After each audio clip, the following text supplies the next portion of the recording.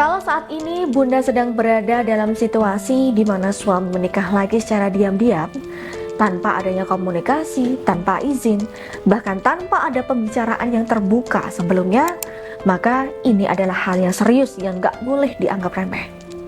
Ini bukan hanya tentang status pernikahan kedua, Bun, tapi ini soal kepercayaan yang dilanggar, soal perasaan yang tidak dihargai, dan soal komitmen yang seharusnya dijaga bersama tapi diabaikan. Assalamualaikum warahmatullahi wabarakatuh, para bunda yang semoga dirahmati Allah. Bagaimanapun seorang istri punya hak secara lahir dan batin dalam pernikahan ya, Bun. Dan ketika suami mengambil keputusan besar seperti menikah lagi tanpa melibatkan istri pertama dalam prosesnya, itu bukan hanya bentuk pengabaian, tapi juga bisa menjadi indikasi bahwa ada hal-hal yang tidak beres dalam komunikasi rumah tangga. Ya, Bunda mungkin bertanya-tanya, kenapa ya suami kok tega diam-diam selingkuh lagi? Kenapa ya suami lebih memilih wanita itu ketimbang saya? Ya, perasaan itu wajar, Bun, karena Bunda adalah istri pertama suami yang sudah bertahun-tahun mendampingi suami dari nol, membangun rumah tangga dengan segala pengorbanan fisik, emosional. Tapi giliran suami ini sukses, kok malah suami berkhianat dari Bunda. Dan yang lebih menyakitkan, kalau pernikahan keduanya itu berawal dari perselingkuhan. Dimulai dari obrolan diam-diam, chat yang disembunyikan, perhatian yang disalurkan ke wanita lain, dan berujung pada hubungan terlarang yang kemudian dihalalkan dengan diam-diam lewat akad nikah. Bunda, jangan pernah merasa bersalah atas keputusan sepihak yang dilakukan suami. Kalau jalannya dimulai dari berkhianat, maka nggak ada kemuliaan di dalamnya, Bun, meskipun dibungkus dengan kata akad nikah yang halal. Islam itu nggak pernah mengajarkan poligami seperti ini.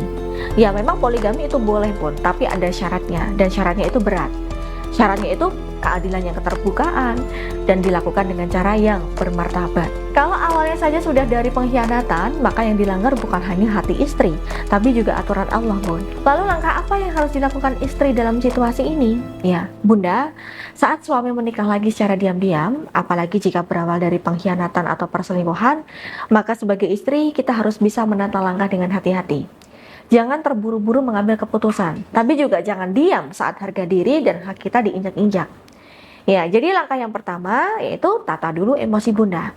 Ketika kita baru tahu suami menikah lagi, terlebih tanpa izin dan tanpa komunikasi dengan Bunda, dan dilakukan secara diam-diam, wajar jika hati terasa hancur, sedih, kecewa, marah, bingung. Nah, itu semua adalah reaksi yang sangat manusiawi, Bun. Tapi dalam kondisi emosi yang belum stabil ini, sebaiknya Bunda jangan langsung mengambil keputusan besar. Karena saat hati masih diliputi marah dan kesedihan, kita itu cenderung bertindak berdasarkan perasaan, bukan pertimbangan secara logis dan matang. Nah, tenangkan diri, Bun. Ambil waktu sejenak untuk menenangkan batin. Kurangi interaksi yang bisa memperkeruh suasana dan fokus aja pada menjaga ketenangan dalam diri Bunda terlebih dahulu. Kalau Bunda butuh menangis, maka Bunda keluarkan. Menangislah, Bun. Tapi setelah itu, kuatkan diri untuk berdiri lagi. Karena keputusan yang diambil dalam kondisi yang tenang, insya Allah jauh lebih bijak dan tidak membawa penyesalan. Ingat ya, Bun, menata emosi bukan berarti menahan semuanya sendirian, tapi memberi ruang pada hati kita agar tidak dikuasai oleh amarah. Dalam Islam, menahan emosi dan bersabar dalam ujian bukan tanda kelemahan. Justru itulah bentuk kekuatan yang Allah berikan pada kita dan kemuliaan yang Allah berikan pada kita. Jadi jangan terburu-buru untuk bertindak. Tenangkan hati dulu, istirahatkan pikiran sejenak, baru setelah itu kita bisa melangkah dengan lebih jelas dan terarah. Dalam Islam, istri punya hak untuk membuat pilihan ketika merasa nggak lagi mampu bertahan dalam pernikahan yang tidak adil ya, Bun, atau menimbulkan tekanan batin yang berat setiap hari. Nah, kalau setelah Bunda mempertimbangkan semuanya dengan tenang dan hati Bunda merasa sudah nggak sanggup, nggak apa-apa. Bunda boleh memilih untuk minta cerai secara baik-baik. Itu bukan suatu kesalahan dan dosa besar. Itu juga bukan bentuk kegagalan, Bun, tapi bentuk ikhtiar untuk menyelamatkan diri Bunda dan menjaga mental Bunda dan anak-anak. Namun, kalau setelah Bunda melakukan istikharah, hati Bunda merasa masih ingin memperjuangkan rumah tangga dan masih ada harapan untuk memperbaiki semuanya, maka itu juga pilihan yang mulia. Dan itu bisa jadi adalah petunjuk dari Allah yang Allah titipkan dalam feeling Bunda.